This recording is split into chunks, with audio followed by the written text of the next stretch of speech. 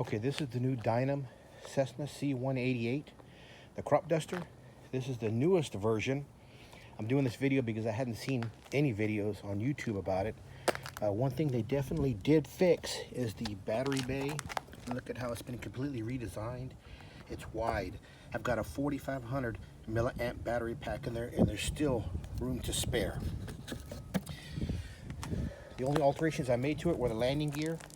As you'll see on the internet, various people have been putting little pieces of wood on the bottom to kind of move the landing gear up, and that helps it pivot better on takeoff because they're forward of the wing, and when you land, or if you're doing grass hops, it limits the tendency for it to want to flip over on its nose because your landing gear is forward.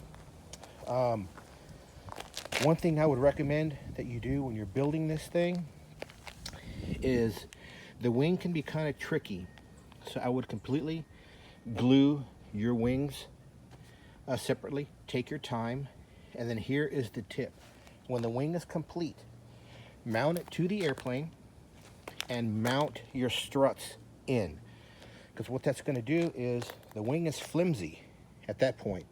The struts will pull it into the correct dihedral before you install the carbon fiber supports. If you install the carbon fiber supports first, then when you try and put the wing on, you might be fighting these wing struts because it might not be the correct dihedral, and you might have to pull and push on these, and it puts a lot of stress on those. So I suggest complete the wing first, mount it to the fuselage with your wing struts. Pay close attention that there are right and left on these, and you'll see this right here. This one kind of points straight. This one kind of points straight, so if you do them backwards, you're going to see that the foam points the wrong way. But mount the wing first, and then do your carbon fiber supports. That way, when these dry, they basically lock in the dihedral that you already have set up with the wing struts in place. Like I said, if you do it backwards, you may lock the wing in at a slightly different dihedral, and then you're going to have problems trying to connect these things. They might be off, and you might be having to bend the wing. So complete the wing first, put the wing struts in, completely mount it, then flip it over and install your carbon fiber supports on the bottom, and that will lock in the dihedral on the plane that you have set, and you won't have so much stress.